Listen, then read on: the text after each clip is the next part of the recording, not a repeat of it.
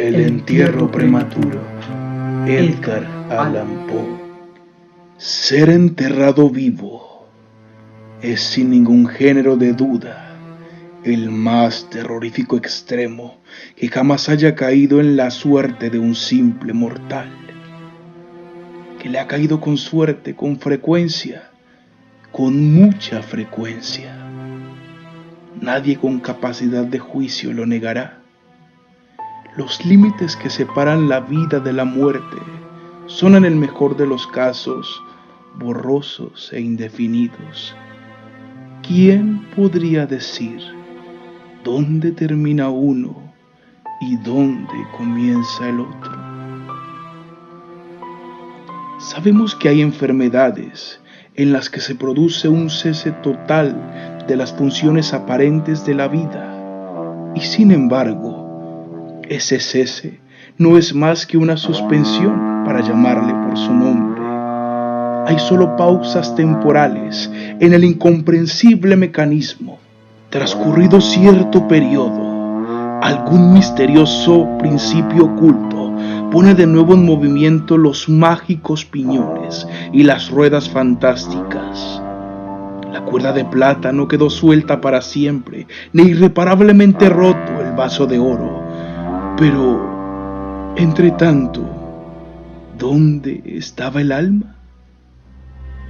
Sin embargo, aparte de la inevitable conclusión a priori de que tales causas deben producir tales efectos, de que los bien conocidos casos de vida en suspenso una y otra vez provocan inevitablemente entierros prematuros.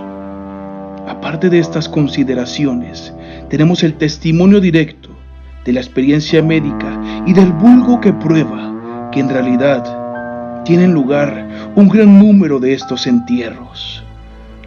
Uno de características muy asombrosas y cuyas circunstancias igual quedan aún vivas en la memoria de algunos de mis lectores, ocurrió no hace mucho en la vecina ciudad de Baltimore, donde causó una conmoción penosa, intensa y muy extendida.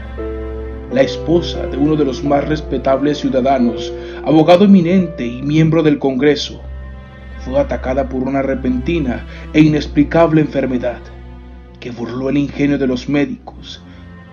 Después de padecer mucho, murió, o se supone que murió. Nadie sospechó, y en realidad no habían motivos para hacerlo, de que no estaba verdaderamente muerta. Presentaba todas las apariencias comunes de la muerte. El rostro tenía el habitual contorno contraído y sumido. Los labios mostraban la habitual palidez marmórea. Los ojos no tenían brillo. Faltaba el calor. Cesaron las pulsaciones. Durante 3 días el cuerpo estuvo sin enterrar, y en ese tiempo adquirió una rigidez pétrea.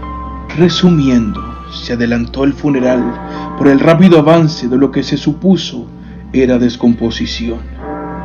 La dama fue depositada en la cripta familiar, que permaneció cerrada durante los 3 años siguientes. Al expirar ese plazo, se abrió para recibir un sarcófago, pero ¡ay! ¡Qué terrible choque esperaba el marido! Al empujar los portones, un objeto vestido de blanco cayó rechinando en sus brazos.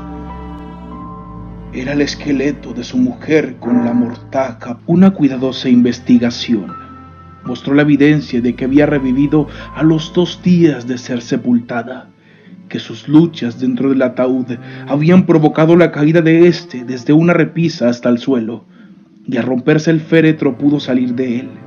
Apareció vacía una lámpara que accidentalmente se había dejado llena de aceite dentro de esta tumba.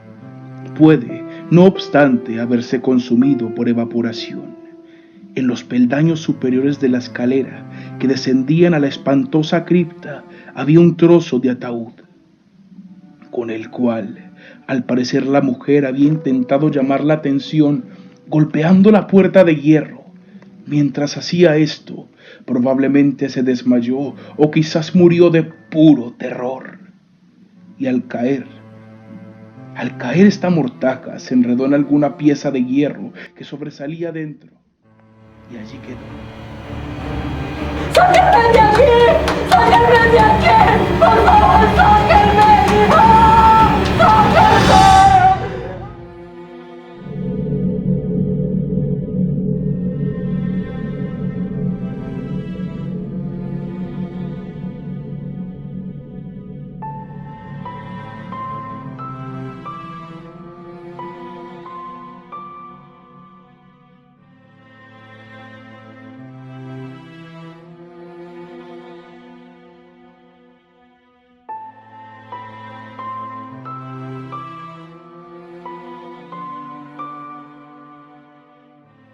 La revista de cirugía de Leipzig, publicación de gran autoridad y mérito que algún editor americano haría bien en traducir y publicar, relata uno de los últimos números, un acontecimiento muy penoso que presenta las mismas características.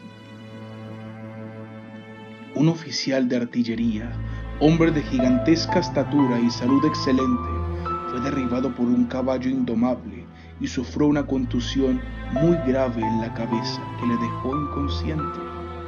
Tenía una ligera fractura de cráneo, pero no se percibió un peligro inmediato. La trepanación se hizo con éxito, se le aplicó una sangría y se adoptaron otros muchos remedios comunes, pero cayó lentamente en un sopor cada vez más grave y por fin se le dio por muerto. Hacía calor y lo enterraron con prisa indecorosa en uno de los cementerios públicos. Sus funerales tuvieron lugar un jueves.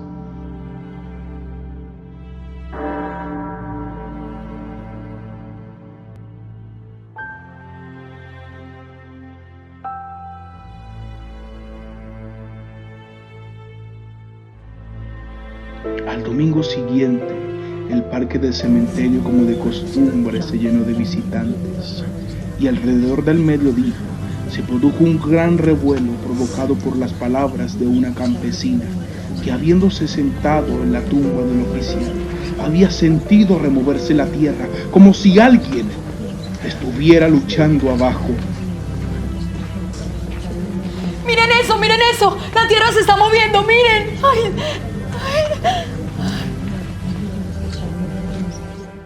Al principio, nadie prestó demasiada atención a las palabras de esta mujer, pero su evidente terror y la terca insistencia con que repetía su historia produjeron al fin su natural efecto en la muchedumbre. Algunos con rapidez consiguieron unas palas y la tumba, vergonzosamente superficial, estuvo en pocos minutos tan abierta que dejó al descubierto la cabeza de su ocupante. Daba la impresión que estaba muerto, pero parecía casi sentado dentro del ataúd, cuya tapa en furiosa lucha había levantado parcialmente. Inmediatamente lo llevaron al hospital más cercano, donde se le declaró vivo, aunque en estado de asfixia. Después de unas horas volvió en sí, reconoció a algunas personas conocidas y con frases inconexas relató sus agonías en la tumba. Por lo que dijo, estaba claro que la víctima mantuvo la conciencia de vida durante más de una hora después de la inhumación, antes de perder los sentidos. Habían rellenado la tumba sin percatarse con una tierra muy porosa y sin aplastar, y por eso le llegó un poco de aire. Oyó los pasos de la multitud sobre su cabeza y a su vez trató de hacerse oír.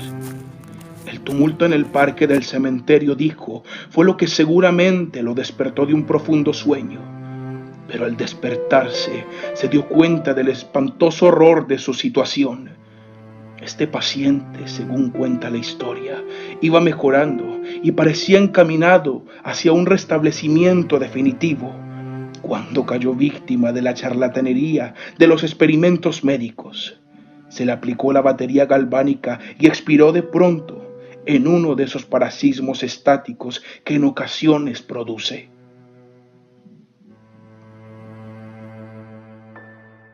Sería fácil multiplicar historias como estas, pero me abstengo, porque en realidad no nos hacen falta para establecer el hecho de que aún suceden entierros prematuros.